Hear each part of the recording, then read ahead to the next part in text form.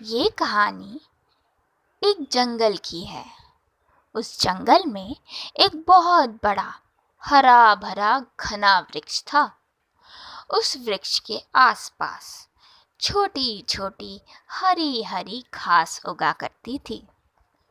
दोनों आसपास में रहने के कारण आपस में कई तरह की बातें कर लिया करते थे। कहने के लिए तो वृक्ष घास को अपना अच्छा दोस्त बताता था, परंतु असलियत कुछ और ही थी। असल में वह वृक्ष अपने विशालकाय शरीर पर बहुत घमंड करता था। अपनी विशाल काया को देख वह उस छोटी छोटी घास को बहुत छोटा और तुच्छ मानता था, और कई बार तो बातों बातों में वह उस घास को नीचा दिखाने की भी कोशिश करता। परंतु वह छोटी घास भी जानती थी कि हर बार हर स्थिति में विशालकाय शरीर ही काम नहीं आता, परंतु कई बार छोटा शरीर और लचीला स्वभाव भी काम आता है। एक दिन अचानक से आसमान में घंघोर काले बादल छा गए। आसपास तेज हवाएं चलने लगी। हवा इतनी तेज थी कि वह वृक्ष जो बहुत विशाल था वह भी उस हवा के कारण झुकने लगा था। परंतु उस वृक्ष को तो अपने विशाल शरीर पर घमंड था। उसे लगा कि केवल हवा के कारण आखिर वह कैसे झुक सकता है। इसलिए वह हवा के सामने डट कर खड़ा हो गया और उसके बहाव में झुकने के बजाय उसका सामना करने लगा। छोटी छोटी हरी घास जानती थी कि हवा के साथ बहना उसके साथ झुकना ही उस समय की आवश्यकता है। वह जब भी हवा के झोंके आते उसके साथ झुक जाया करती। वहीं पेड़ अकड़कर सीधा खड़ा रहता।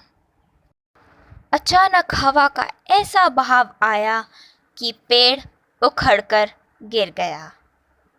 वहीं घास जो हवा के साथ झुकती रही थी वह पूरे तूफान को झेल गई। पेड़ वहां पड़ा पड़ा सोच रहा था कि काश मैं भी घास की तरह झुक गया होता। अपने घमंड को बगल में रखकर अगर मैंने परिस्थितियों के वक्त सही निर्णय लिया होता तो आज मेरा यह हाल जो हुआ है वह शायद नहीं हुआ होता।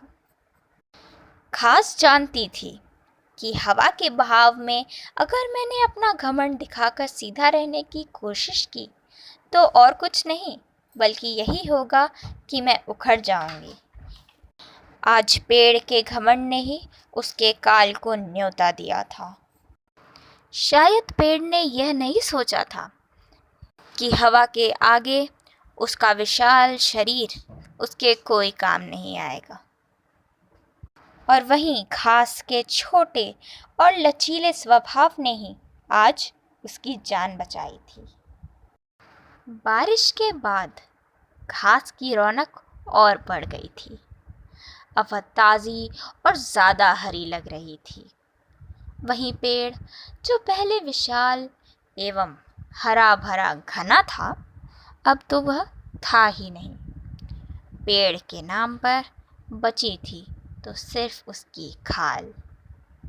इसलिए कहते हैं कि विशाल शरीर से होने से कुछ नहीं होता, बल्कि अगर छोटे से शरीर में भी अगर थोड़ी सी भी बुद्धि हो तो वह ज़्यादा काम आती है।